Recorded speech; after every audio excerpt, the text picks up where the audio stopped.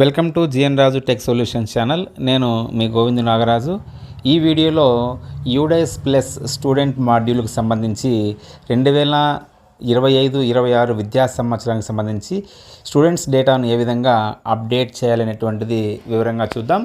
So ఇందుకోసం Google chrome బ్రౌజర్ని open చేయండి. Search బార్లో యూడైస్ ప్లస్ అని టైప్ చేసి సెర్చ్ చేయండి. ఇలా సెర్చ్ చేసిన తర్వాత ఇక్కడ మనకు యూడైస్ ప్లస్ స్టూడెంట్ మాడ్యూల్ అని చెప్పి రావడం జరుగుతుంది. సో దీన్ని సెలెక్ట్ చేయండి.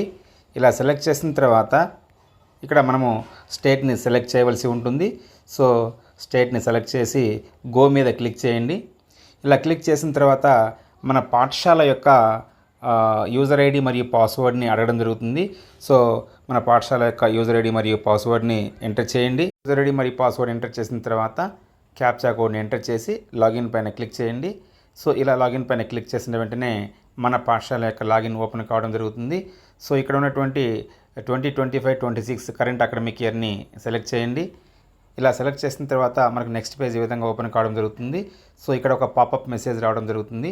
సో ఇక్కడ క్లోజ్ పైన క్లిక్ చేయండి. క్లిక్ చేసిన తర్వాత ఇక్కడ మనకు రైట్ సైడ్లో టాప్లో కొన్ని డౌన్ యారో సింబల్స్ కనిపిస్తున్నాయి. సో మనకి ఇక్కడ క్లాసెస్ కనిపిస్తున్నాయి. First class, second class, third class, fourth class, fifth class. So ఇక్కడ మనము రైట్ సైడ్లో ఉన్నటువంటి ఈ డౌన్ యారో సింబల్ పైన క్లిక్ చేసినట్లయితే వ్యూ ఆర్ మేనేజ్ అని చెప్పి ఒక ఆప్షన్ రావడం జరుగుతుంది.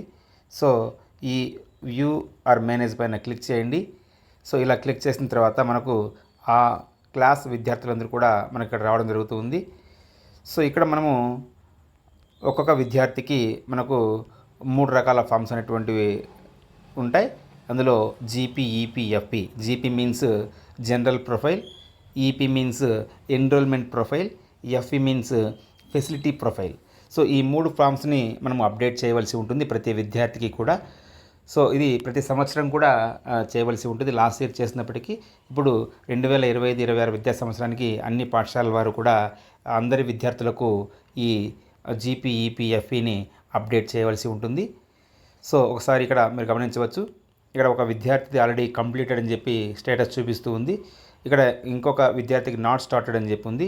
సో ఈ విద్యార్థిని మనం కంప్లీట్ చేయవలసి ఉంటుంది. ఎలా కంప్లీట్ చేయాలో చూద్దాం. సో ఆ విద్యార్థికి ఎదురుగా ఉన్నటువంటి జీపీ పైన మొదట క్లిక్ చేయాలి. ఇలా క్లిక్ చేసినప్పుడు జనరల్ ప్రొఫైల్ ఫామ్ అనేటువంటిది ఓపెన్ కావడం జరుగుతుంది. సో ఇక్కడ ఈ జనరల్ ప్రొఫైల్ ఫామ్లో డేటా చాలా వరకు మనకు ముందుగానే అప్డేట్ చేయబడి ఉంటుంది.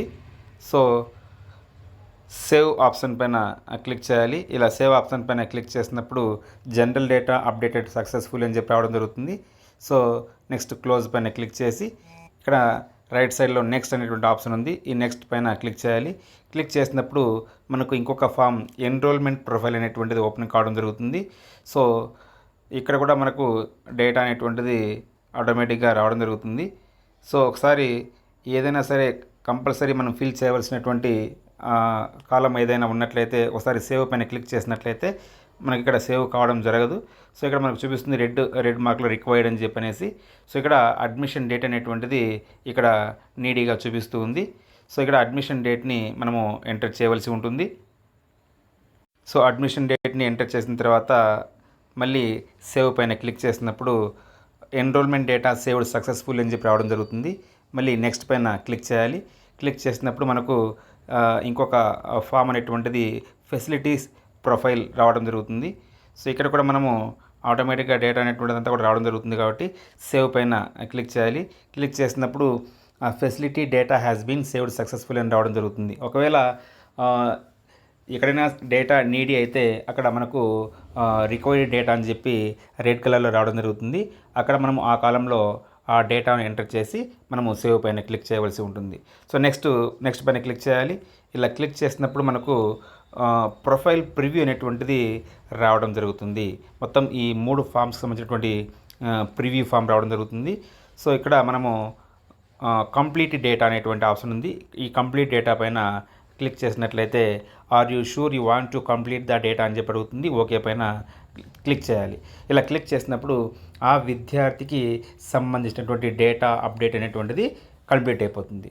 సో నెక్స్ట్ స్టూడెంట్ పైన క్లిక్ చేసినట్లయితే ఇక్కడ మనకు మరొక విద్యార్థి రావడం జరుగుతుంది.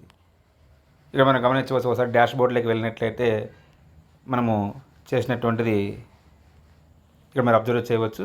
వ్యూ మేనేజ్మెంట్ పై క్లిక్ చేయాలి.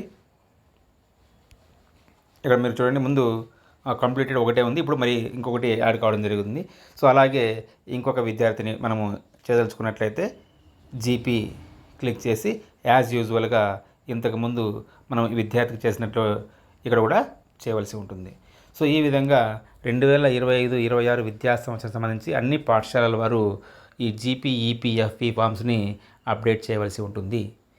సో ఈ వీడియో మీకు నచ్చినట్లయితే లైక్ చేయండి, సబ్స్క్రైబ్ చేయండి మరియు షేర్ చేయండి. Thank you.